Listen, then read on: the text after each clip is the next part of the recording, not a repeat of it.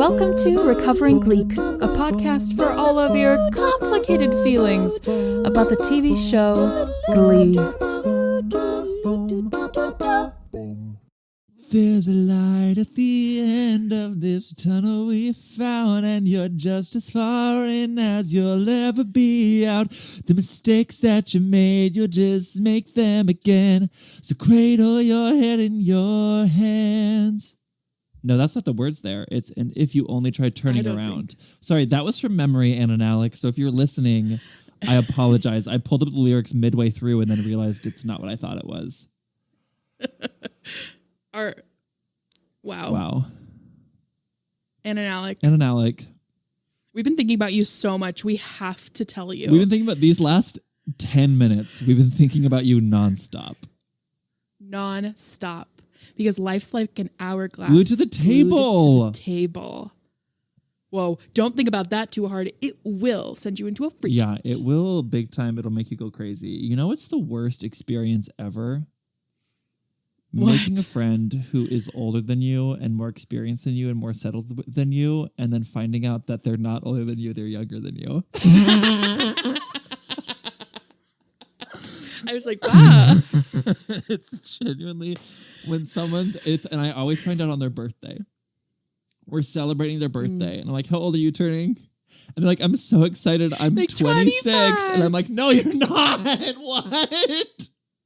What? You're 33. Shut up. Oh, it really messes me up. You know, on a different side of the same coin, I swear, I feel like I won't shut up about this, but like I'll meet new people and they'll have like 2 kids and like a marriage and a nice job. And then I realize that they're like also like 25. And I'm like, Jesus Christ. And then people are asking me how many kids I have. And I'm like, actually, I'm getting a call. I have to go. IG2G. I hate to tell you. Oh, I hate to tell you IG2G. My mom is calling. I have to go home. Dinner is ready. See ya. I think about... My bedtime is 8:30. I think about all the time. I gotta go. That I... Genuinely, I'm very happy right now. This is going to sound like I'm going through something, but it's only because we were talking about Anna and Nalick. Yeah. Oh. Who wrote Breathe 2 a.m. at 20 fucking 1. She was 21 years old. Felt the emotions of the entire universe. She put the words of God into that song. But that's the thing is we perceive them as that. And then she just says, these words are my diary, screaming out loud. God knows what else she's going through. Jesus. Says, I know that you'll use them however you want to. And we're using them to spiral out of control nearly 20 years after that song was released. Mm-hmm. Oh my gosh. What was I even going to say? I don't remember. Oh, I think about sometimes how performing is just so weird because you get a job and it's so exciting and you have a job and then the job ends and it's like you never even had a job, you know, like no one cares. Oh. So N-word to your mother. Unless you get a big job. If you get a big job, it changes everything. Like you get one Broadway credit, you're now like on a different level than everyone else. You like get one feature film, you're on a different level than everyone else. But as far as us peons who are just trying to get any work, once you're in between jobs, a part of me is like, did I ever even work? I'm like, am I any different having been working in this industry now for 7 years? I'm like, am I any different than the kid who just graduated college and has not worked professionally at all? Like, I feel like we are actually on the same square at this moment. And that's so infuriating because I have been at this for 7 years. And it sucks too because you like other people definitely feel that way where you're like, oh, I just did this and this and this over here. And they're like, oh, it wasn't Broadway. It was actually just nothing. Mm-hmm. And you're like, oh, that's actually not true. But then also the like community at large and the industry sometimes treats it as that as well. Yeah. Where it's like, I could have all these credits on my resume, but since they're not from like a Broadway house or some like massive theater, it's no different so than you didn't just get done at the Muni. Yeah, exactly. It's no different than like if I had some community theater I did in high school on my resume to some people, and it drives me crazy. I just can't sleep. I'm so excited. I'm in too deep. Yeah, I'm crazy. but we're fine. In the words of Anna Nalick, I need to breathe. Just breathe. It's all gonna be fine. I've been unemployed for exactly 2 Cradle days. your head in your hands. And Oh I'm yeah, already seriously. like, what's gonna happen next? You don't have deodorant, and you're unemployed. I've run out of deodorant. I haven't bought new deodorant. I'm unemployed. Anything could happen right now. Oh my gosh! Oh my god! Crazy. What's your favorite brand of I deodorant? use Old Spice. I don't. Good. I liked to use Old Spice for a long time. The wilderness flavor with the lavender. Because I'm a queer woman. That's the rite of passage, and it smells the best. But it makes my armpits itch. Oh no! I think there's something in it that makes me irritated, so I had to stop, which was very sad. I use Fiji. Fiji. Mine is less. I don't like have favorite brands of things in the sense that like I try a bunch of out.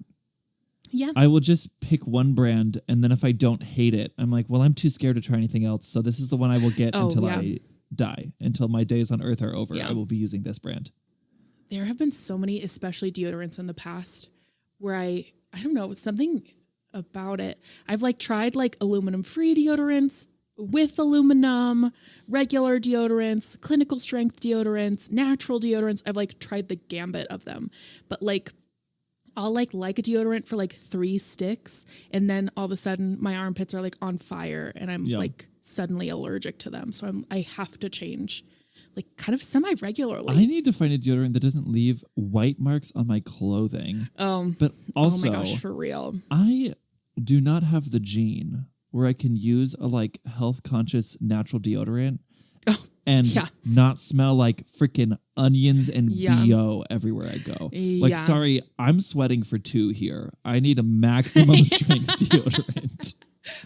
Oh my God, I hear you. It's bad. It's really bad. I've also, I'm the same way. And I also get, and I'll be crass here, I get underboob sweat like mad.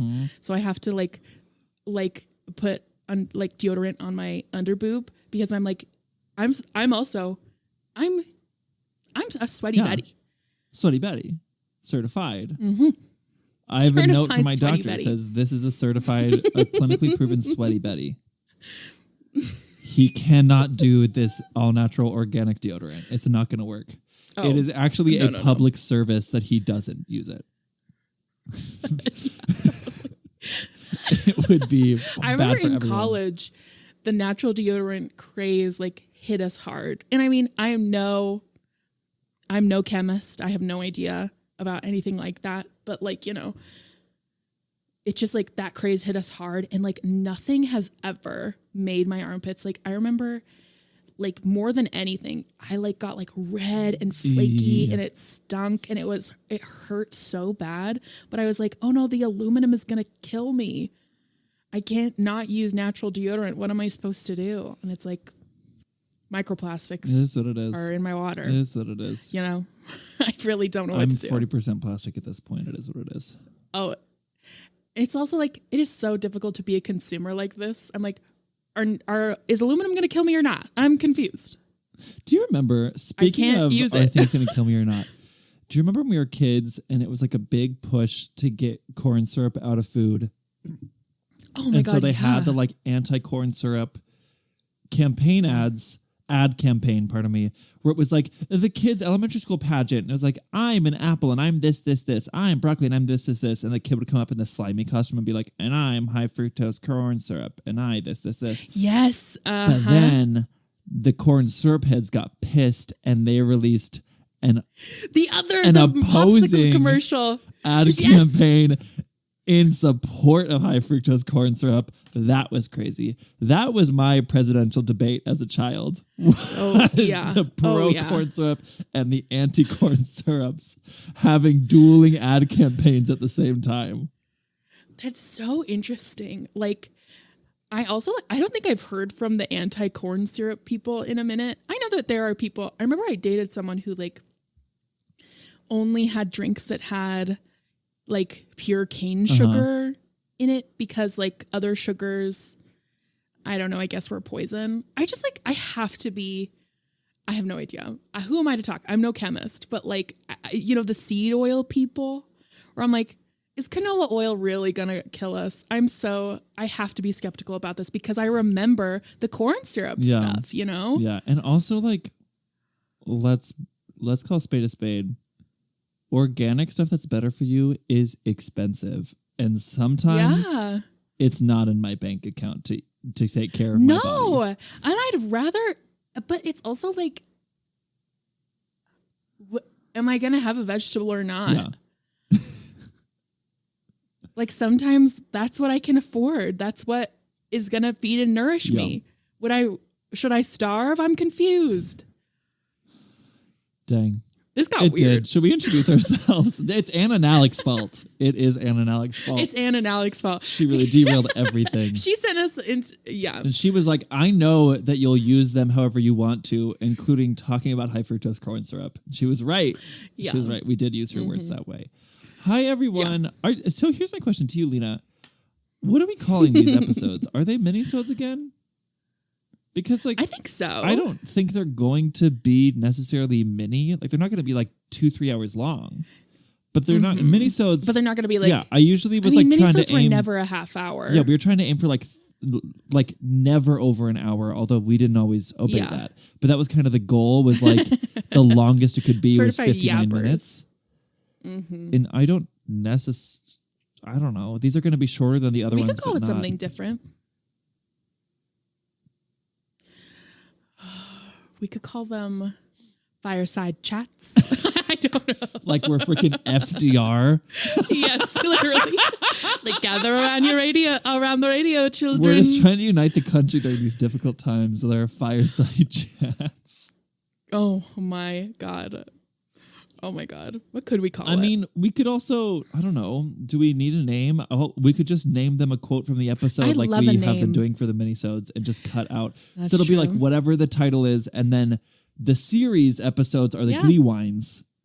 And then in between, this is just whatever the heck the quote is for the episode. Okay, I like that.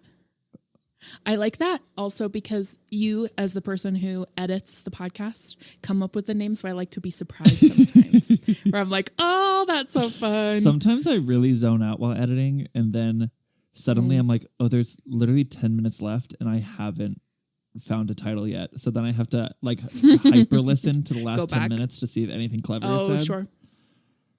Yeah. And sometimes it's not. Sometimes there's nothing clever said. Oh, but I think Anna Nalick, I have her in my back pocket. It'll just be Anna she's Nalick our guiding if light. we don't come up with anything else. I think that song is really going to inform. I'm nervous to say it, but I think it's true. I think the rest of my damn life. Like, Anna Nalick has really affected me. Anna Nalick, our girl. Oh, yeah. All right. Well, hi, everyone. Welcome to Anna Nalick Hour. My name is Ian Allred, and I only know one song by Anna Nalick, but it's the only song I need to know, which is Breathe, open parentheses, 2 a.m., close parentheses, because that song's so good, you don't need another song. No. In the world. Music was over in 2005. I don't know why they continued writing songs after Breathe, open parentheses, 2 a.m., close parentheses, because frankly, at this point, it's embarrassing. No, I fully agree. No, and that's the thing is, if I ever hear something better, I think hell is frozen over. Yes, I agree. And I think we need to be fucking worried. Literally, that could have been the only thing Anna Nalick did in her entire life. And when she died, she will get to those pearly gates and she will get a standing ovation from the angels in St. Peter because she wrote Breathe, open parentheses, 2 a.m., close parentheses. And God opens their arms and Anna Nalick like, runs. We have been waiting for you. Like, you have no idea. Like, God's up there like, life's like a now class clues to the table.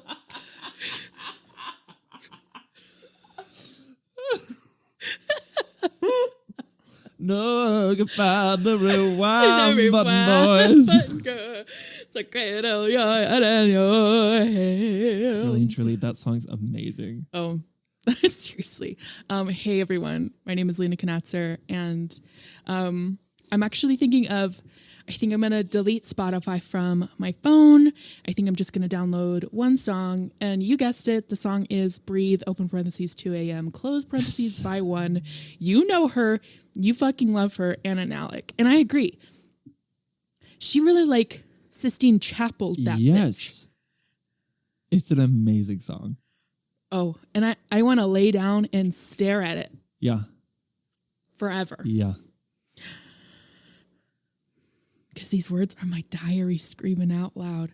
Wait, want to hold him? Maybe I'll just sing about him. Another Whoa, great line. Jesus. Holy cow. Enough's enough. I also haven't... That's so funny, too. I think we listened to a small clip of this song. It's mostly just it coming back to us. Like, just remembering bits of the song. We haven't even listened to it. We've just been singing it back and forth. We haven't listened to it at all? No, we haven't listened to it. We've just been singing it back and forth. And that's Anna Nalick's impact. For about 30 minutes now, we have just been singing the lyrics to the song back and forth to each other. During our patron chat, before we started the episode, I made a joke that we should just open the episode with just, us being silent, letting Anna Nalick sing for herself. Mm-hmm. And it would have taken less time for us to do that. than us putting words in her mouth. Oh, Jesus. Than us using her words however we want to, as she warned us that we would. Well, yeah. Welcome to the episode, everyone. This is the new format of the podcast, where we're currently in between something old, something new. We're in between two Glee wines. We just did our coming out episodes last week. Next week, we're releasing our school dance episodes. Get excited! And now, seriously, get excited! It was actually very fun to record. Very fun. I'm really excited for you guys to hear it. And now on the in between, we're just hanging. We're just chatting. We have some emails that listeners have sent in that we're going to share. But mostly it's just good vibes, a little Anna Nalick, a little gabbing, A little gab. This and a yap. Exactly. Anna Nalick and a yap. Anna Nalick and a yap is actually what this episode is going to be. Yeah, we found it. So I think now maybe we should kick off an email. Like let's dip our toe into an email. Yeah, let's do it. Let's kick things off. You know her. You love her. You've missed the shit out of her. It's Weird Auntie Rachel. Hello. Hey, guys. Weird Auntie Rachel here. I am so happy to be hearing your voices again. I heard you first on Gleek of the Week, and I have to tell you, about 15 minutes into that podcast, I checked myself and realized that I have been grinning the entire time. It was truly such a joy to hear you coming out of my car speakers again. Well, speaking of coming out, I loved listening to your insight on all of the coming out episodes. Kurt's is my favorite, and that's because of a combination of Chris Colfer's incredible acting that had me holding my breath through all of those scenes, and also my love for Bert, the complex man who initially comes off as someone who isn't a safe person to confide in, but who surprises everyone with more insight and kindness than expected, who fumbles and makes plenty of mistakes, and who ends up being exactly the person you want in your corner. Moving on, personally, I love the pure existence and lack of need to define herself to others that is shown in Brittany. Do you think they shaped Brittany's arc because they saw it as an ideal? To be able to go through this process of self-discovery without losing self-confidence, without losing status or safety, and without having to go through something specific to be able to live how she wants to live? Or do you think it was more of an oversight? I like to think of it as intentional, as though they are showing us the more common reality, with all the other characters having to struggle in various ways as they came out to themselves into the world, and then showing us how it could be in a more ideal situation, with Brittany not having to struggle at all. They've done that before, i.e. Kurt and Finn versus Blaine and Sam, so maybe it wasn't just an accident? Also, I would like to make sure it is on the record that Kurt's car was definitely a Lincoln Navigator, and the reason I know this is fanfiction. Well, actually fanfiction and then a little help from Google to confirm it. Do a search for Black Lincoln Navigator 2006 and you'll see Kurt's car. You're welcome. Well, that's it from me. I'm glad you took care of yourself and took time off, but I'm so glad to have you back. Also, while it was cute, I am enjoying the retirement of the Gleep. Nice to see you finally earning that E rating. Love you both, Rachel. And because of that, here's an F word just for you, Rachel. Fuck yeah. And here's another one. Friendship, which is what we all share on this podcast. And here's another one. Farts. Hey, grow up, please. That was dumb. I apologize. Please be a little mature as we talk about the TV show Glee. Okay, got it. Thank you so much. Yeah, of course. I Googled Black Lincoln Navigator. That is Kurt's car. Hey. That is Kurt's car. Rachel, so wonderful to hear from you again. Yeah, oh my God. Always glad to have you email in and share your thoughts. On the Britney of it all. Yeah, oh my God. I love you talk. Like, I love everything you said about it. I love the thought of it as an ideal. Personally, I do think it was an oversight with how Britney is treated throughout this whole show. There's like a stretch of episodes in season 3 where she doesn't even say a single line, and then they make a joke about it later. I do think, knowing these writers, it probably was just an oversight. Yeah. An oversight that we can assign meaning to. Yes. And honestly, when you say that, Rachel, I'm like, oh, that's actually quite lovely. I really do love that. And I think on like future rewatches, I can assign that meaning to it, but I totally agree. I don't think so. I really don't. But speaking of characters who don't feel the need to come out, someone commented on our Instagram that we fully, in the coming out episode, we're going to talk about every single one of Glee's queer characters and their coming out story. And then we never once mention Spencer or Alistair from season 6. Oh, it was Frozenaid on our Instagram commented that. Genuinely? wait, that is so fucking funny. I fully forgot they existed. I literally forgot they were on this show. Wow, really? Oh my God. And for two people who sure love season 6. I love season 6. But I love season 6 because I love the McCarthy twins, Jane and Roderick. It's not those two that I'm thinking about. No. Yeah. I don't really care about Phineas and Spencer. Wow. It took me a second to even remember who those people were. I could see on your face while I was reading it that you were like, what? Who's Spencer? Wow. That's actually so homophobic of us. That's nuts. Sorry. I will say, Alistair just frankly isn't a character. He's just there to be Spencer's boyfriend, which is fine. That late in the show, we get 3 episodes left. We don't need another main character. Oh my gosh, but totally. Spencer is an intentional ideal, which is Spencer is gay. Yes. He's known he's gay for a while, and no one really cares that he is gay. It's just an accepted part of who he is. And I do think that one's intentional. We really forgot him. We really just leapfrogged over him. It's funny too because, we just finished season 6. We obviously didn't just finish season 6. Yeah, he's the one we watched most recently. I know, but it is, wow.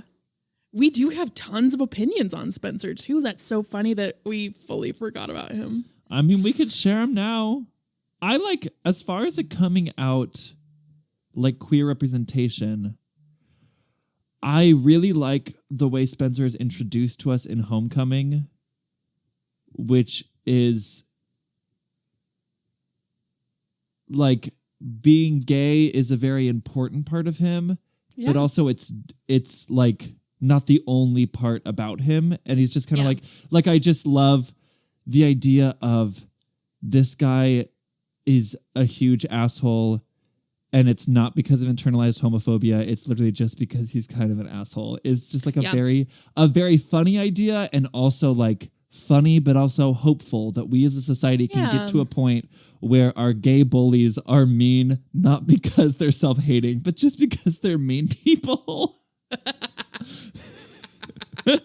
Totally. Oh my gosh.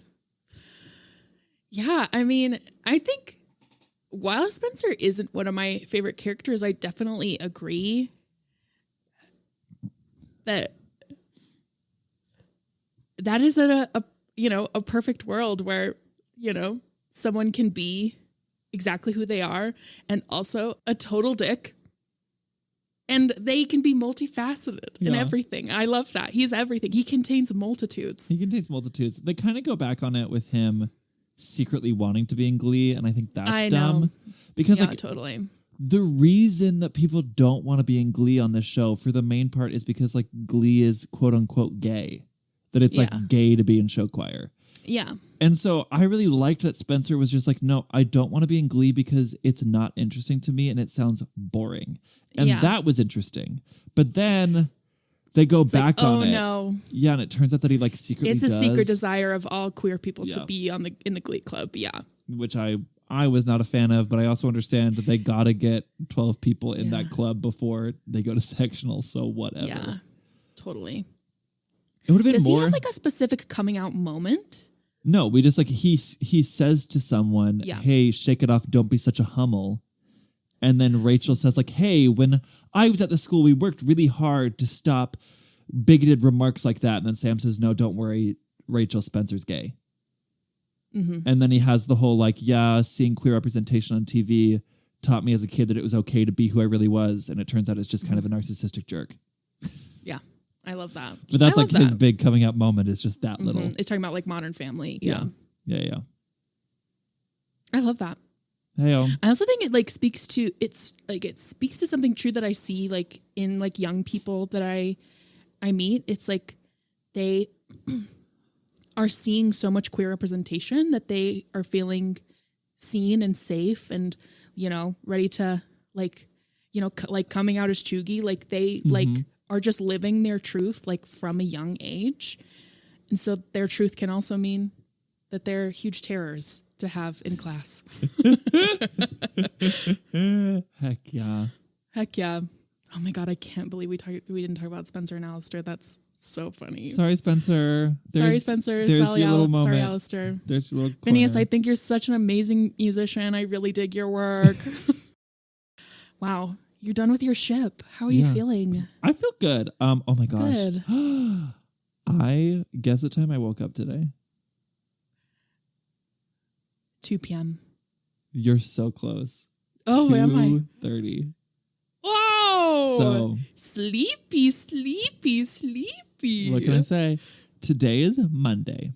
Mm-hmm. I got off the ship on Saturday. They made us wake up to get off that ship at 5. We had to like get our bags by 5:30 in the morning.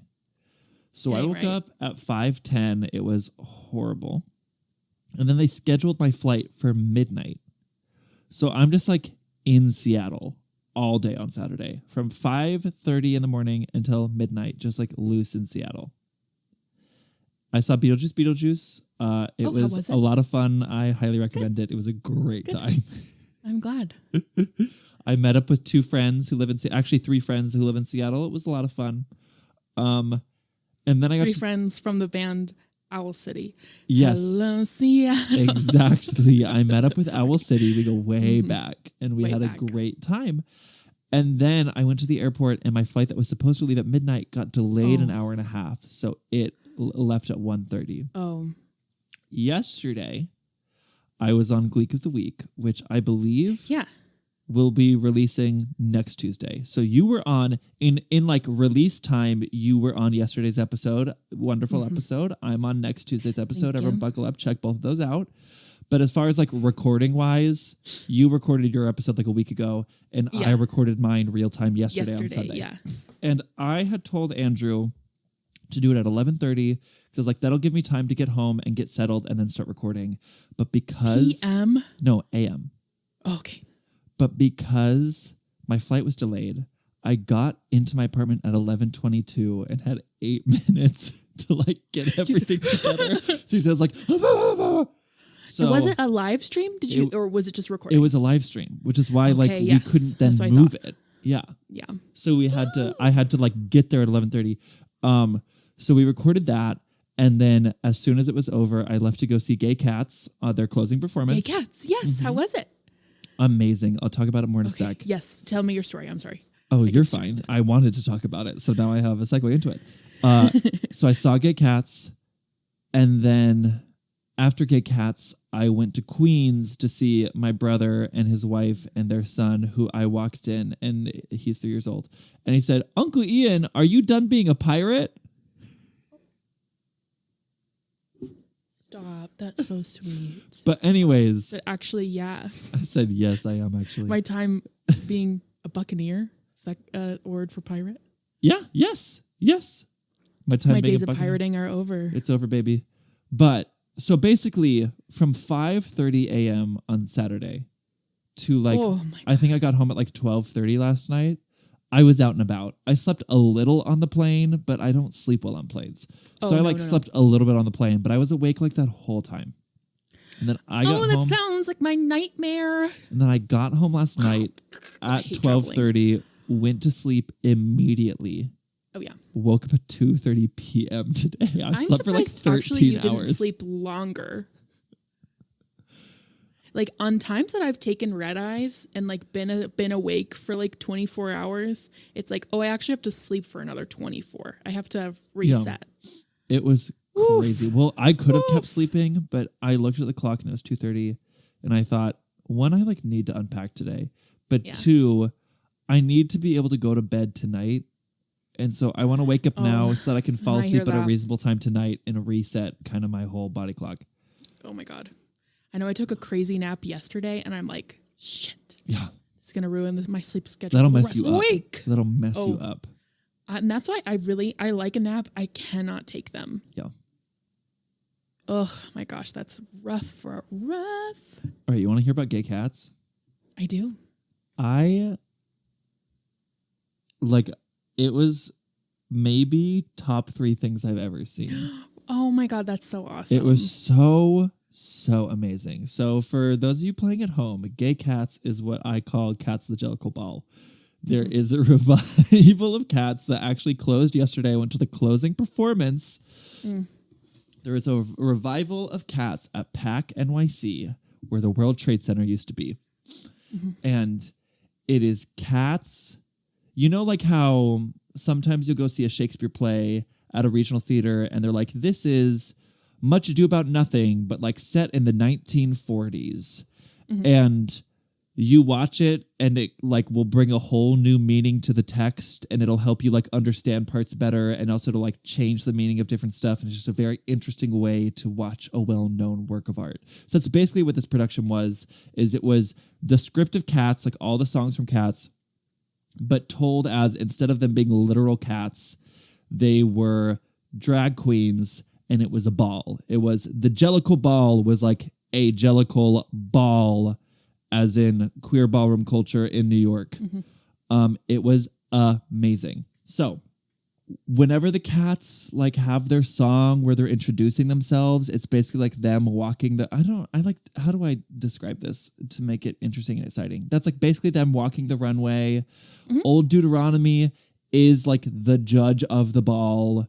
Going to the heavy side layer means that you win the ball. It was amazing. So, Jenny Annie Dots, she is the drag mother of the House of Dots.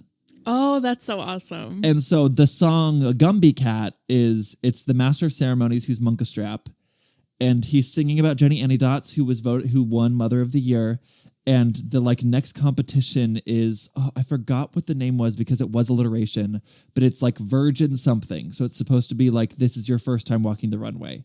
And so the whole Gumby Cat song, Jenny Annie Dots is like prepping her drag daughter to walk the runway, and is like getting her all dressed and getting her all cleaned up. And then her drag daughter's running, and she's like on the side of the runway, like hitting the ground and being like, do this, do that move.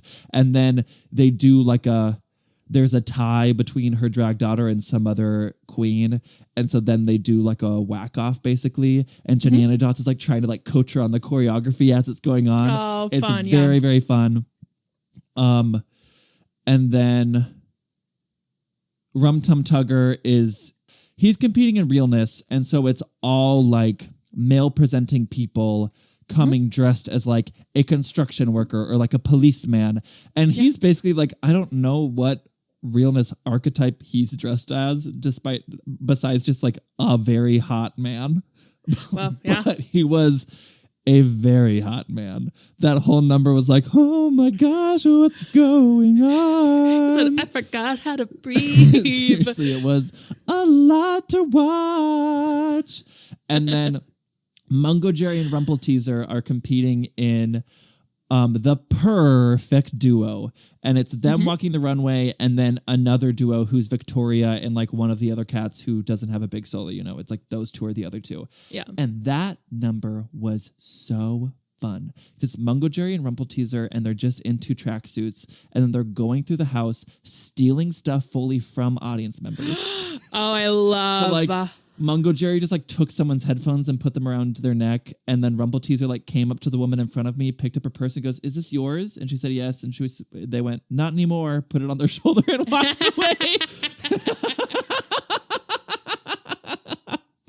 And then they like go behind racks of clothes and will like peek their heads out and sing their line and then disappear as they're changing. And then they come out and they're in new costumes, and them and the other duo have like both walk the runway and then have a dance off, and the other duo wins, and then Mungo Jerry and Rumpelteazer steal the trophy from them. It's very fun.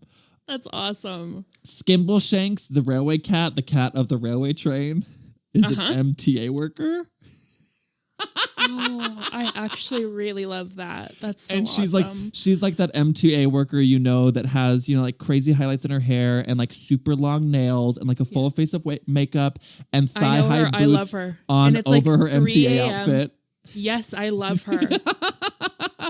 And the choreography was all of the cats standing on the runway as if they're on the subway. So like holding invisible bars and like bouncing up and down and swaying. It was so fun. That's awesome. Oh my gosh. Who else is in this show? There's Mr. Mistopheles, who was, I swear, maybe taller than me. Like this like beautiful, thin, very tall person who had this giant, massive tiara on their head, and all of their magic tricks. It was so funny because their attitude was like they were so unimpressed with themselves. So they would just like point at one of the queens, and then like she'd start pulling a ribbon out of her mouth and be all shocked. And they were just like, yeah, anyway. And then they pull a ribbon out of their sleeve. They put it in the Rumtugger's crotch and then pull the ribbon out, and it's tied to his underwear. They like rip off his underwear. That is so funny. But then they start, I forgot what their category is. I think their category was old way versus new way or something. Oh yeah. But they keep walking the runway and like other competitors come out one by one, and then they use magic tricks to like sabotage the other queens. So someone's walking and they will just like flick their wrist and the person's sleeves get ripped off by nothing. And then someone's walking and they flick their wrist and her wig like flies off into the rafters. Yeah. It's just like a bunch of stuff like that their costumes just get torn apart while Mistopheles is just like moving their hands around. It was very cool. This was genius. So there's that moment with, in Cats normally, McCavity comes and he's singing this whole song about like, McCavity, oh my gosh, he's so evil. And then McCavity like strikes the stage with lightning or something. Yes. And then Deuteronomy disappears. And it's like the only point of conflict in the entire show is like, we have to get Deuteronomy back. So McCavity was a queen who mops everything. So just like throughout the show, you keep seeing McCavity and they have like trash bags of stuff they've stolen and they're like giving it to audience members when people look at them to be like, oh, it's theirs, it's theirs. Like, I don't know where that came from. And the entirety of McCavity is McCavity and Bomballerina and whatever the heck the third cat's name is, basically like taking stuff out of trash bags that is incredibly fancy that they clearly did not buy themselves. And then McCavity comes out and they're in this like gorgeous orange floor-length fur coat and this orange jumpsuit and this huge orange wig, and there's a wind machine on them and blah, blah, blah, blah, blah. And then instead of like, and McCavity casts a spell and Deuteronomy goes missing, there is a police bust. And the police come in and they're like, all of this stuff is stolen. And Deuteronomy tells everyone to give the stolen stuff to him so that he will take the fall and no one else will go to jail. And then he gets arrested. Oh my God. Yeah. And then Mistopheles in the same way, that doesn't really make any sense. Mistopheles like casts a magic trick and Deuteronomy's back somehow, but sure. Hell yeah. That's awesome. And who are the other main cats in Cats? I feel like you said them. There's like Victoria Grisabella? and like, oh yeah. The cat who goes to the her? Heaviside layer. Memory. So Grisabella is played by... Let me pull this Oh out. yeah, show us the Yeah, program. I got you a whole. So Grisabella is played by Temptress Chastity Moore, who is genuinely like a queen who has been working since the 90s. Mm-hmm. And her whole deal is she used to be, because she's Grisabella the Glamour Cat, she used to be the mother of the House of Glamour. So when Grisabella first comes in Act 1, she comes in, she's in like a tattered coat, her makeup's a huge mess, her clothing is all like messed up, and she's clutching a trophy that she clearly won in a ball like years and years ago, and she's walking around, they all kind of make fun of her.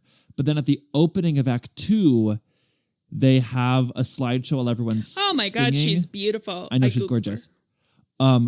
In the opening of Act 2, they have a slideshow while everyone's singing that is a tribute to the famous mothers. And it shows like actual real famous drag mothers like Crystal LaBeija, like the head of the House of Extravaganza, all those people. It'll show like videos of them back in the 80s, 70s, 90s during their heyday, say their name, everyone's applauding.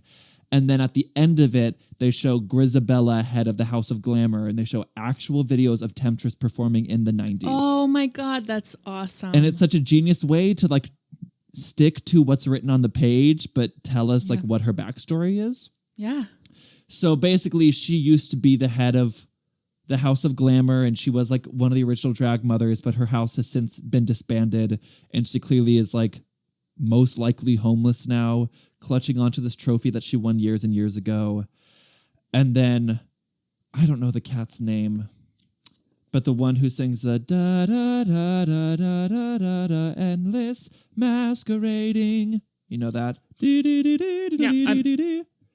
I don't know who sings it. Syllabub, maybe? Maybe it's Syllabub.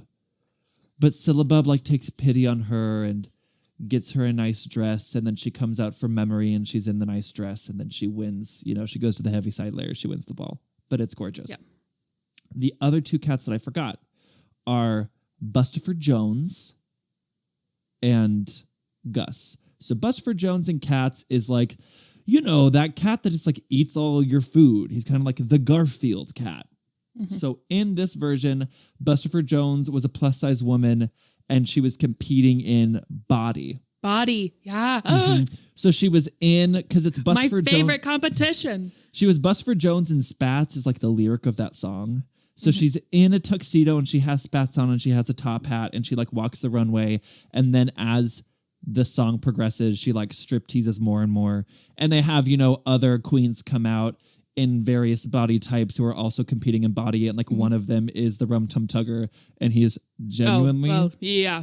just, of course. Yeah, he's just in a jockstrap and nothing else.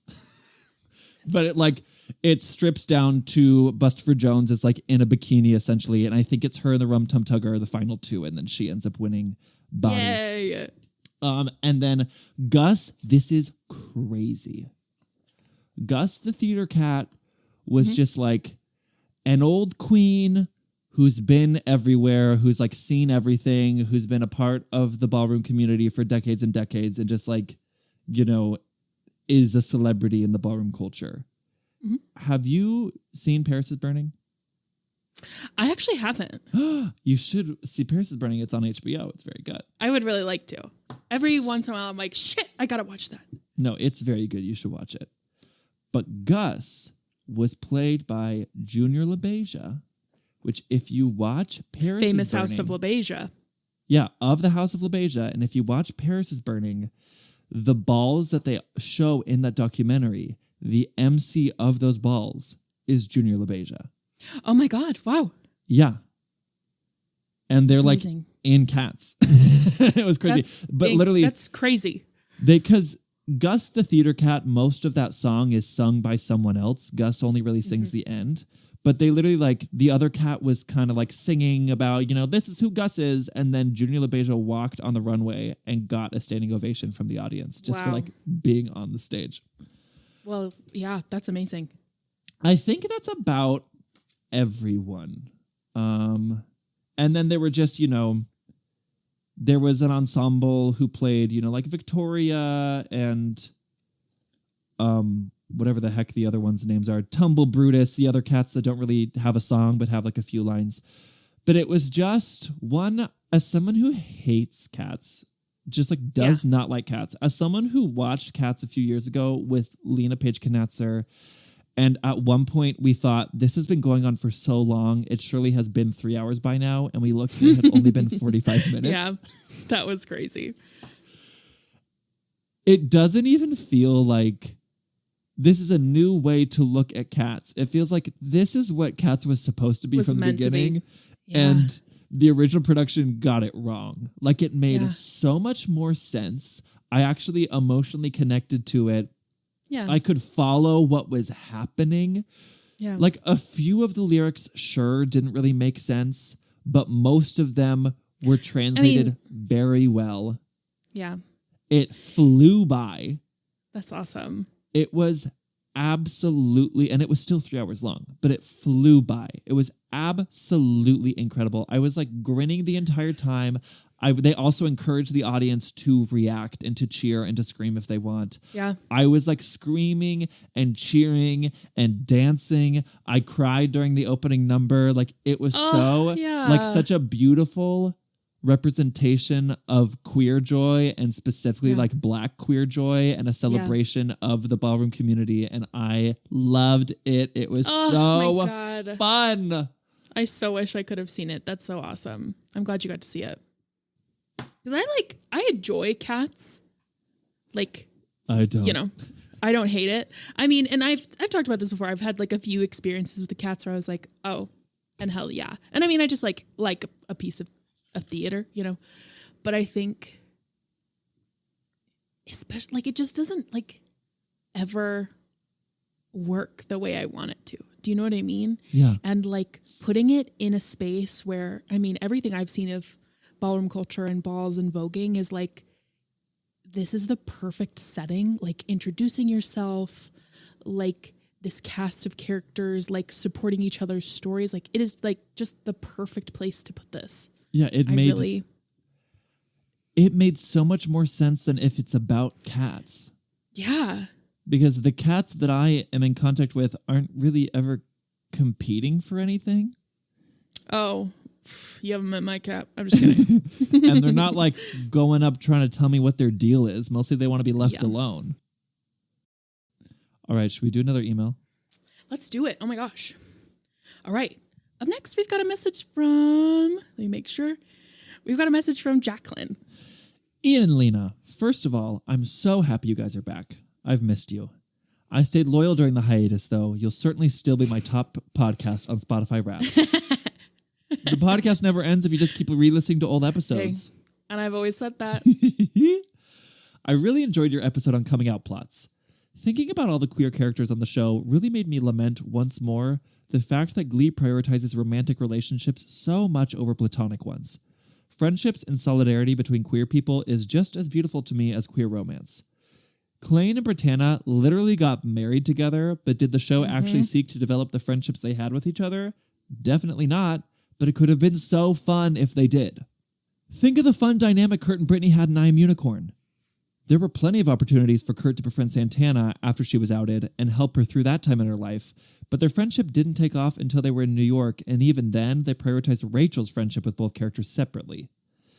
Blaine and Brittany had fun moments in the Promisaurus hair gel storyline and the running for class president storyline, and there were a few sweet scenes of them together missing Kurt and Santana in New York, but even with the two of them literally going through a breakup at the same time in season 4, I still feel like the show didn't bother to develop their bond. This next thought is a little bit more of a stretch, but I even think Blaine and Santana could have been an interesting friendship to develop. I'm not sure if you noticed this when you watched the episode New Directions, but there's a moment in the background during Don't Stop Believing when Naya accidentally hits Darren on the head and they kind of embrace each other and giggle before getting back into the song. Obviously, this is a moment between Nia and Darren, not Santana and Blaine, but it was very cute, and it just made me ponder what their friendship would be like. Santana could be the go-to person to tell Blaine to chill the fuck out when he's getting over-controlling, and I think Blaine could have helped Santana become a more patient and less angry person. In Hold On to 16, Blaine mentions how he picked up boxing after being bullied so much. Surely that was for his own protection, but I also interpreted it as a way of him getting some repressed anger out. While Blaine was hitting the boxing bag, he said he was imagining that he was punching Sam and Finn's face, as he had just gotten into a fight with both of them, and boxing was a way of coping with that. He also obviously had repressed anger about his relationship with his brother as well. Santana was a mean person because she had a lot of self-hatred and anger about who she was. You mentioned in this most recent episode that it was disappointing that Santana never had a person she could go to who had already made it to the other side of coming out and self-acceptance. And maybe a hot take from me, but I think Blaine could have been that for her as well. Blaine could have shown Santana how to channel her anger into something else, like he did with boxing. Hello, Regina George vibes. Let me know if this seems like a crazy take. I just wish those two in particular interacted more for some reason. I think about them dancing together and Blaine's performance of It's Not Unusual like every day. Also, they literally walk down the aisle together in the double wedding like, damn, at least let them be actual friends first. All this to say, I just wish Klaine and Brittana were a more established and developed group of friends. The queer quartet, if you will. Sending you both so much love. Best friend of the podcast for life, Jacqueline. Jacqueline, I love this. Like, these four literally got double married. And we haven't seen a few of them even interact or speak with each other. Like, that doesn't make any sense. I don't know about you, but I'm only double marrying someone I am very close to. Oh. Word. No acquaintances are getting double married with me. No. We need to have all... Yes? All what, Lena? I don't know, shared secrets, I guess. I was going to say something gross. You were going to say explored each other's bodies? Because that's what it felt like you were going to say. I was going to say explored each other's bodies. I'm always saying that. Anyway. But then I was like, well, this isn't applicable in this situation. We've got two gay men and a lesbian. Oh, they don't want to explore each other's bodies, and that's okay. Brittany and Blaine did explore each other's bodies in that pilot that Christian Shaw wrote. Yes, exactly. Oh, and I'll never forget that. But, like, have they spoken other than that? Freaking barely. No. Freaking barely. And it's also like, I don't know about, like, in my time working in the art world, the not generally, like, just like working at fucking like stores and also like in an office, when you as a queer person see another queer person, you're like, actually we're bonded for life. Yeah. Like that is my work friend forever. You know what I mean? Like, we understand each other on a level that these other weirdos won't understand each other. You know what I mean? Yeah. So like in school, all of the things like, they would have been, they would have been friends. They would have been talking with each other and chatting about things and boxing together. Like, this totally makes sense to me. The boxing thing is a stroke of genius because... Oh, yeah. Yes, they're both capital G gays. I've never met a person who should be boxing more than Santana Lopez. Yeah, but I think it's not that hard of a take, Jacqueline, to say like... Yeah. Blaine, one, has the queer experience that they share, but also we see him channel his anger in a healthy way, and who needs that? Yeah. Santana Lopez. That could have been extremely compelling. This show in friendship, it makes me upset. Actually sick. It really is awful. If one member of the friendship is not named Rachel Berry, the writers don't care about it. They don't write it. Yeah. I will never forget one of my ships, everyone in the cast was straight except for me and one of the dancers. Whoa, really? Yeah, it's shocking, right? We were talking about this one time and I was like, it pisses me off because I'm like, you all sing and dance for a living, an inherently gay thing to do, and you're all straight. That is actually so weird, so surprising. Yeah, but he signed my birthday card It said, "Thank goodness you're here. These straight people are so fucking boring. Love, Jack." Seriously. Seriously. I will go places. And I remember, to bring it back to cats, when I was on vacation with my family, I'm the only queer among them. So, that we know of. I don't know. I'm the only queer among them. Like, I was like, if I don't talk to a gay person right now, I'm going to like burst into flames. Like, they're so boring. I was like, geez, I don't care how like rare you got your freaking skirt steak. I'm so bored. Oh my gosh. So yeah, like they just like would have, and especially like Santana's coming out was so traumatic. That like finding comfort in your queer friends and not just Rachel Berry during a song or Finn singing Girls Just Want to Have Fun to you. Yeah. Like it just like maybe those things happened, but I just would have loved to see like other queer people like lifting her up. I agree. I agree. Lena, do you have anything you need to talk to a gay person about right now? Do you know how many books I've read so far this year? Like 100 and something, right? Mm-hmm. How many? 112. And what's the best one? Whoa, such a good question. Wow. This is one of my favorite books I read this year. I can't read it. The It's Duchess called Deal. The Duchess Deal by Tessa Dare. Okay. And this was the other one. Okay. So I'm just to go off on this tangent. These books aren't queer. They which maybe I should be talking about the queer books I read. No, I asked you what your favorite book was. Just be honest to yourself. After watching Bridgerton, I was like, if I don't get my hands on a juicy Regency romance, I don't know what I'll do. Mm-hmm. So I had a friend when I worked at the Ripped Bodice in Brooklyn, big shout out, the romance bookshop. I had a friend recommend Tessa Dare to me because I had read a couple of Julia Quinn books and they weren't my jam. I was like, okay, maybe like Regency isn't for me. And then I read these two books. They're in a series. The middle one is not as good as the first and the third. Oh my fucking God.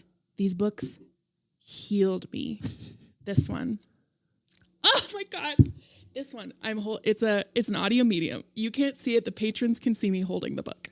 The Duchess Deal is about a woman who is like a seamstress, and she is making this wedding dress, and then all of a sudden, like she finishes the wedding dress, and no one has paid for it, and she's like, "You have got another storm coming. If you think I'm not going to accept." Continue. If you think I'm not going to take payment for this fucking dress that I made. So she puts the dress on and she goes to the person who ordered the dress, this Duke, and she busts into his house and she is wearing the dress and she's like, "Fuck you, pay me." And he's like, "Actually, now that you're here, I have a proposition." He's like, "I'm actually in search of a wife." And she's like, "Okay. That's cool." And then they get married. He just returned from war.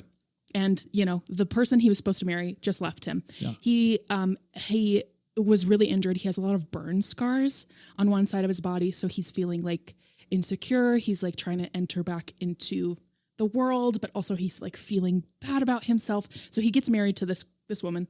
She's now the Duchess. He's the Duke. But he moonlights as, for fun, during the night, he just like goes out and scares people. So he pretends to be a ghost.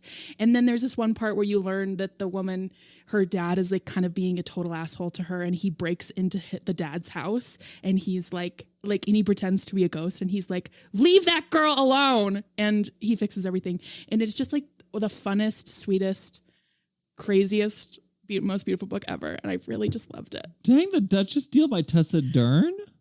Tessa Dare, yeah. Tessa Dare. Yeah. And I mean, in this one too, The Wallflower Wager, if it also healed something in me. I won't go on and on about that one, but like, I just like didn't anticipate I would like, I mean, they're you know, they look like they would be on your grandma's shelf, like, you know, her like paperback, you know, I don't know. I just didn't think I would like it. And they're like something about these books. They're like empowering and they're fun and they're, oh my God. Like I like cried. I laughed. I like can't get over them. What are they? How are they a series? Like what's the through line? So the through line with these ones is the women are a group of friends. So, this one is the woman in this one, her name is Penny. I'm talking about the Wallflower Wager. I keep forgetting I'm talking in a fucking podcast.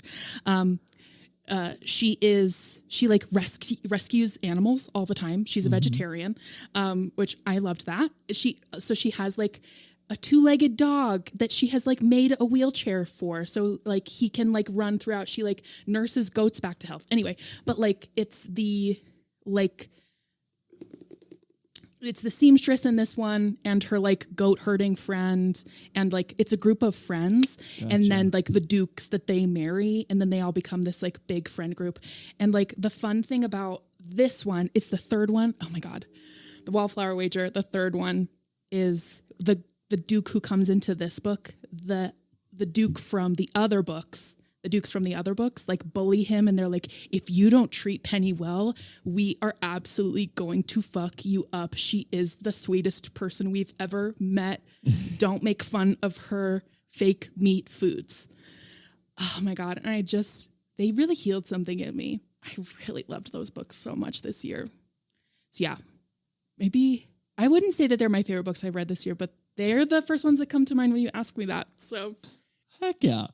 There is a subset of our of like people who like listen to the podcast who also know that I read so much.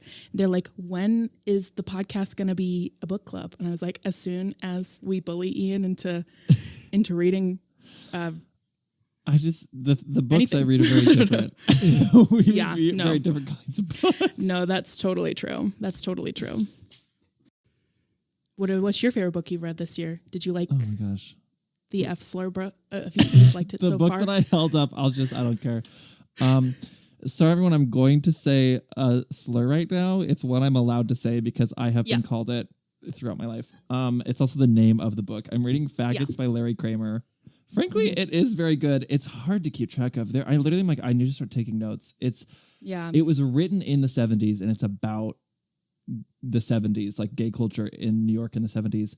But it's about like a whole culture of people. So far there's been like 30 characters introduced and it keeps shifting perspectives. So every time it shifts perspectives, I have to take a moment and be like, okay, which one is this? What's his deal? Yeah. What is he doing? It's a lot, but it is good. What have I read so far this year?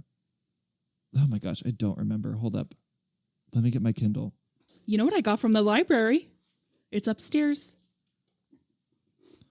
What? I got Carrie. Carrie is so good. It's a great Halloween read, and it's real quick. I love that book. I know what book I read this year that was my favorite. I read The Picture of Dorian Gray. Have you ever read that book? Oh, really? No, I haven't. It's so good. It's also a little queer. It's also of course. Queer. What's his face? Basil, 1,000%. Because when I read it, I knew that it was like maybe a little queer coded, and that, obviously, is that Oscar Wilde? I'm pretty sure it's Oscar Wilde. Yeah, it is. And that like, obviously Oscar Wilde was a closeted gay man. So I'm like, yeah, he probably like put some hints of stuff in here, but it's probably like definitely subtext. But then reading the book, it still is subtext. And the fact that no one is ever like, these two men kissed. But like Basil is 1,000% in love with Dorian to a degree that I'm like, if you don't pick up on this, you're blind. Like it's it's just the text. Very clear. Yeah. And there's fully a scene where Basil basically confesses to Dorian that he's in love with him without using the words like, I am a man in love with you, a man, because during that time period, the book would not have been published with that. But it feels very overt. But that book rocks. So I recommend that one. I think that's my fave of this year. That's awesome. Yeah. I've always like wanted to pick that up before. I feel like it's like a classic that you must read. Yeah, you know? and it moves pretty fast too. Because that's the thing with some classics is they really take their time because, you know, there was no TV back then, so people were just doing nothing but reading. So they Oh really my God. sit in it sometimes. Totally. But Dorian Gray, it plucks along. I love that. It's good. All right. Should we hit up an email? Yeah. Heck yeah. Let's okay. do it.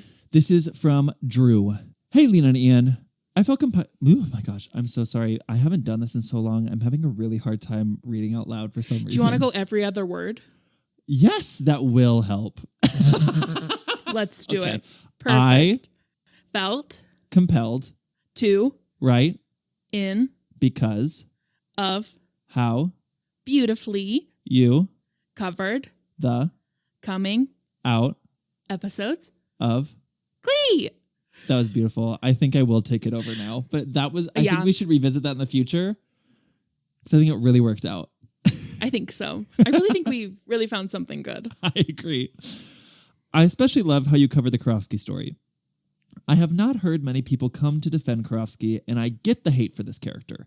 The abuse he put Kurt through is unforgivable, and then to end up dating Blaine in the final season, the writers gave plenty of reasons for fans to dislike him.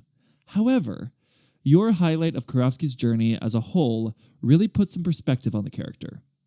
Yes, this character is flawed, but when you take into account everything he has went through and the self-hate he was feeling, it is difficult not to empathize. Of course, Kurt can see this, and that's why he supports David throughout his journey.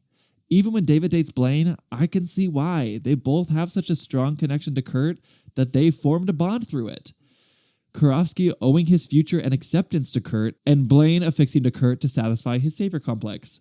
Though it probably would not have worked out in the long run, I can see the circumstances that brought them together. I guess I connect so much with the Karofsky storyline because I see so much of my own coming out in his. I was well into college already when Glee started. I had just started to find acceptance in my own coming out, as an attempt at coming out right out of high school did not go so great. This led to a lot of self-hate as I grew up Catholic. My family did not have the greatest reception of it. It's okay, but let's not discuss it. And I was shunned by my best friend in high school. To be fair, we were the co-founders of the Christian club in high school, so it took her very much by surprise. But I withdrew into religion because of the self-hate I had for myself. I spent the subsequent years, after my first attempt at coming out, seeking counseling, being put on medications, and even getting past a self-harm phase which landed me in the hospital. With Glee airing simultaneously through this tough time for me, the queer storylines really resonated with me. Karofsky's acceptance of himself and bouncing back from his lowest point really pushed me to find a community of my own. I can proudly say that I have a fantastic support system now, including family who have come around. I found friends who push me to be myself, and I feel more comfortable bringing down my walls. I still do feel guarded at times, and I sometimes find it hard to connect with other queer people because of years of self-hate and conditioning that being gay is wrong. However, representation matters as it has helped me come a long way. Lena and Ian, you have no idea the impact you guys have talking about this show and sharing your own coming out stories. I hope that my experience, too, will help out just one person out there. Keep doing what you are doing. I love you guys. Drew. Thank you so much for this message. And one, thank you for the kind words you said about us. That meant a lot. And also thank you for sharing a little bit of your story. Yeah. Like you said, and like we kind of mentioned on our episode, talking about these coming outs on Glee, it's nice that they have such a different variety of them because no two people have the same experience. And like you were saying, Karofsky's really resonated with you. Like I feel like every queer person kind of one resonates with them more than the others because it's closer to their own experience. And Karofsky really resonated with you because you could relate to some of the stuff he was going through. And in that same way, I do think that you sharing your own story will resonate with someone else who is listening. Yeah. I just think like you, I'm literally just echoing what you said, but that is why it is important to tell stories and to share experiences is one, everyone is different, but two, everyone also has something in common with someone else. And so the more people that kind of share stories, the more other people that are going to find something that they can relate to and they can latch onto. This, I think about Schitt's Creek all the time and how amazing it is that they told this story with like no homophobia. And I think that is so impactful and amazing and is a story that we should like keep going with. And I want to see more stories just like that. But it also is like some of us just are not that fortunate, and it feels good to be seen, and it feels good to know you're not alone when you watch stories like Glee or other things. And I'm so glad that you shared this with us, and I'm so glad that you saw yourself in this show, and I'm so glad that you have a community now and people who love and accept you. I think that's the best thing on this whole planet. Yeah. I love that. And I think just going off of that, I think that's why it's so important to tell a bunch of stories. Yeah. Oh because my God. I feel like every time a marginalized community gets their first big, like feature film or whatever that's like about a member of that community, suddenly it's met with all kinds of criticism because it's like the first big one that it's like, well, this didn't reflect this part of the experience. Well, this didn't reflect that part of the experience. Whereas every time a new movie comes out about like a cisgendered hetero white person, no one's like, well, me as a cisgendered hetero white person can't relate to this aspect, but that's because there's 10 billion other movies about that. Exactly. So you can find one that you relate to. That experience, like in media, is already so vast. Mm-hmm. So the more we start telling stories about queer people, the less pressure there is on each one to like represent every possible aspect of this experience. Because then it's like, no, maybe I relate to Glee. Maybe you relate more to Schitt's Creek. Maybe so-and-so relates more to Heartstopper. Maybe so-and-so relates. Like it just, the more that there are, the less pressure there is on each one that it needs to somehow impossibly reflect everything that everyone in that community experiences. Yeah. Or like, if your experience is different from anyone that you even see on Glee, your story can be told in a different way, Drew, this email was lovely. Yeah. Thank you so much, Thank you for sharing it. Should we go straight into Charlie? I think so. All right, baby. Let's hear from Charlie. Hi, Lena and Ian. I am currently writing this at 11 p.m. at night while taking a small break from my homework. I know you guys are coming back on August 28th. Oh, this is from the past. That's right. Wow. I know you guys are coming back on August 28th, and a yippee! Whatever break y'all took, I just hope it was good for you both. I'm writing this because I realized I never really said thank you. I started listening, I believe, late 2023. I found you both on TikTok, and I immediately went, OMG, people who love but also hate Glee, my type of people. That even increased more when I found out you are both musical theater fans, as am I, since I'm at the moment studying to become a theater teacher. Ew, what am I, Will Schuster? Just listening to people who commented on the silly and weird TV show made my day 10 times better. You guys actually came in time because my family and basically my life was falling apart. Everyone was just arguing so much, and even my theater didn't feel like a safe place anymore because I just didn't feel like myself. But stepping away and putting on my shitty earbuds and listening to Ian laugh, and listening to Ian's laugh that makes me laugh, or feeling all warm and fuzzy when Lena would be so open and honest, made me feel happy. You guys got me through senior year when I almost didn't graduate, but staying up late and listening to the podcast helped a lot. I am now a sophomore in college, currently studying my GEs, and honestly, it's so scary. I have no friends, no relationship, I just got dumped and it stinks, and basically no one to talk to. But then I started re-listening to the podcast, and I know it's coming to an end, at least the Glee era, and I just wanted to thank you. Thank you for the laughs and the giggles I had to myself and in public. Thank you for not only being two of my inspirations and motivations, but also my two only friends. I'm barely starting out at this school. I transferred from a university because money. And it's all And it's all so much, but staying up writing notes while re-listening to you both makes me feel less alone. I wanted to send this email to say thank you. You two saved me and still continue to save me and make me smile on my worst days. Whatever y'all do next, I'm manifesting Broadway. I feel like you both would do amazing in the Great Gatsby musical. I will be there. Because you both deserve the world and so much more. And if you're having a bad day, week, or month, then know that so many of us are giving a digital hug, if you choose to accept, to the two best, most talented, kindest, most amazing people ever. Thank you for everything. Wishing best and break legs to you both. Charlie, they, them. Well, heck. This made me, when I read this,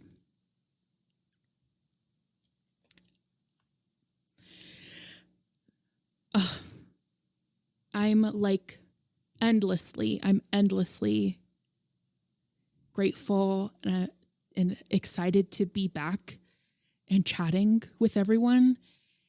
And reading this makes me feel like you have no idea. Like, this just means so much to me to read. And I had to put this in this episode because I have to like publicly thank you and thank everyone for, oh my gosh, like just like all the love that we have received and that I have received. Like, it has been like seriously the worst, such a terrible time in my life. And to hear from you all and to feel this love. And also, you know, it just like is incredibly humbling and makes me feel like you have no idea. It just means so much to me. And I want you to know that I'm sending that love back.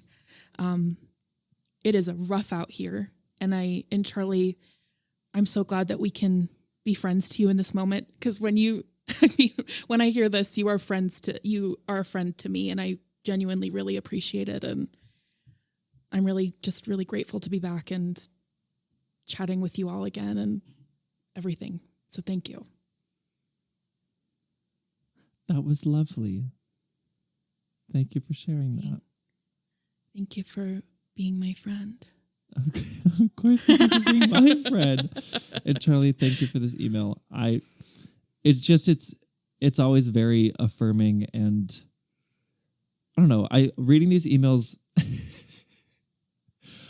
a little part of me is always like a little embarrassed because I'm like, oh yeah, I'm just a dude, and and like I do. What am I trying to say? These emails are so incredibly kind and very affirming to the work we put into this podcast. And I also just like, it's such a kind thing to hear, and I appreciate it so much that there is the imposter complex in me. Yeah. The imposter syndrome, that's the word. That's like, yeah. This isn't about you. They don't know who you are. If they met you in real life, they wouldn't say this stuff. Oh, I hear That's that. what I'm trying to say. But yeah, I still really appreciate hearing it. It is very, very nice. Yeah. I mean, like, that's been, you know, my favorite part of this. My two favorite parts of this entire podcast are hearing from people who feel similarly to us on anything. Generally, it's loving and also hating Glee, and also getting to be here with you. And I agree. And it's just, you know, an honor to be here. And I'm really happy to be back. And thank you all for sticking it out with us. Yeah. We're here. We're queer. We're here. We're queer. Get used to it, baby. Get used to it. Got used to it. All right. That's our lies episode. Like an hourglass glued to the table. No one can find the rewind button, girl. You know what? The cradle your head and your head. We were talking about just a bit ago how it's important to have like a bunch of different stories because no single story can relate to every person. And but we the exception is Breathe, open parentheses, 2 a.m. close parentheses by Anna Nalick. Really, I don't think we need to. I don't think we need books. I don't think we need TV. I don't think we need theater. I don't think we need anything anymore when we have been given biggest gift there ever was in Breathe Open Parentheses 2 AM Close Parentheses by Anna Nalick. Everything, the secret to the universe is in that song. Oh, and I think, I'm nervous people think we're joking, and literally, I do think the secret to the universe is in that incredible. song. They should, when you have to like sign into something and they do the like, are you a robot quizzes? What they should do is your webcam turns on and it plays Breathe by Anna Nalick. And if you don't have an emotional reaction, they're like, robot, you're not allowed in. Robot. Thank you all for your thoughts. Thank you, Anna Nalick, for writing Breathe open parentheses 2 AM close parentheses. Huge. You know what? I dedicate this podcast, this episode, maybe the rest. The whole thing. To retroactively the 200 episodes prior. Anna Nalick, this is for you, girl. This podcast is for you. Girl, I have got to get more into her discography because she must be talented. I really think this girl's got the it factor. Well, everyone go listen to Breathe, open parentheses 2 AM, close parentheses by Anna Nalick. Also go listen to Gleek of the Week. Yeah. Oh my God. We're all up in that. It's a Recovering Gleek double feature. This week's episode that released yesterday is starring Lena Knatzer along with Connor Burke. Oh, you know him, you love him. And honestly, not to spoil it for you, but we got like all bangers. It was actually really fun. You did get some amazing songs in that episode. And then next week is me, along with a couple of the Gleek of the Week patrons. One of whom... Oh, hell yeah. That's awesome. Not to spoil, but one of whom... Mother I met. Mother? Just a little spoiler. Just a little taste to get you to stream that episode. Wow, I'm intrigued. I will be streaming. Wow, that's fun. Thank you all for being here. Tune in next time as we talk about the school dance episodes next Wednesday. You can email us at recoveringgleek@gmail.com. Love you all so much. Also, check into next week for the school dance episode where we will be announcing what the next Glee Wind after that will be about. Anyway. And thank you all for sending messages. This is just a taste of the ones we got. Please send us your thoughts on the Glee Winds, everything. We want to hear from you. We love you so much. Here's a Glee Wind. What eva's in? Just you okay? Just breathe. Here's a kiss on your forehead. I just didn't know whether to call it a mini kiss or not. If you accept it. You know what? You guys actually move your head away from your phone. This is for Anna Nalick. Anna Nalick, you shoved that against your head. Yeah, seriously. All right. Love you guys. Bye. Bye. Thank you for listening to Recovering Gleek. You can find us on Instagram and TikTok at recoveringgleek_podcast. If you liked our podcast, be sure to leave a review. And tell your friends, please.